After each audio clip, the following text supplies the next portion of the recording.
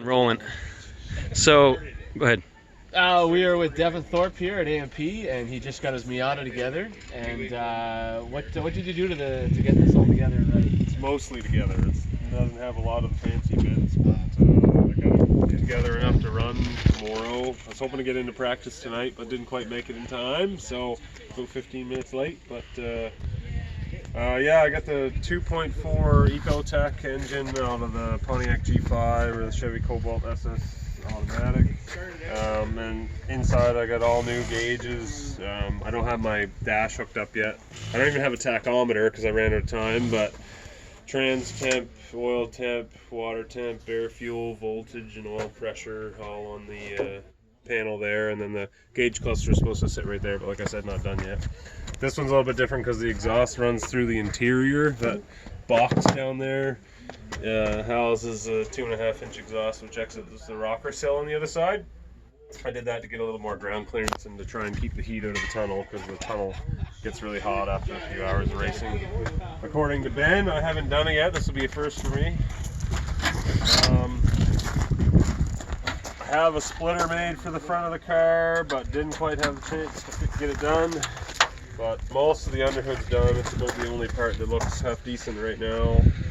I got a relocated aluminum rad with all custom piping. I'd like to have all that bent up out of aluminum eventually, but that's a 19-row oil cooler, engine intake off the Pontiac G5 that I hacked all up. It's just a stock 06 Ecotek 2.4. How many kilometers on it? 20,000 kilometers. That's the nice thing about the Ecoteks. They're everywhere. Brand new. Most Ecoteks were the 2.2s. This is a 2.4, which will make somewhere in the ballpark of 210 horsepower with the crank. I just have a stock exhaust manifold on it because I was going to go fancier, but this was a quick and easy solution that met my time constraints. With the Chevy stuff, there's a lot of cool, neat things you can do. Like it's a Corvette drive-by-wire throttle pedal and throttle body. That's a Corvette fuel filter, which actually has the 58 psi regulator built in, and it's like 20 bucks. So there's cheap ways to do it with the Chevy swap. Was there much fabricating to get it all in there? I bought a swap kit from Ecotek Miata. They're a company out of Ontario, and it came with motor mounts, oil pan, and a transmission adapter plate. It uses a stock Miata 5-speed, but it uses a newer 1.8 liter clutch and flywheel to make it all work. Hopefully it will hold the torque. We will see tomorrow. Yeah. I had the flywheel custom machine to build a little bit more clamping pressure on the disc. So hopefully, the best part about this engine is the torque. Naturally aspirated I'll make 165 foot-pounds of torque at the wheels and about 180 horsepower. And then all the, whether it's the supercharger off the Cobalt SS or the newer turbo Cobalt SS, all that stuff bolts on this engine. And the cool thing about the 2006 is it has forged rods, so it can actually handle. It'll do about 300 horsepower reliably in endurance racing. That's awesome. Yeah, but that's a goal down the road. Maybe get there someday. Yeah. What about suspension and tires and wheels? Yeah. It's got 949 Racing 6 ULs, 9-inch wide, front and rear.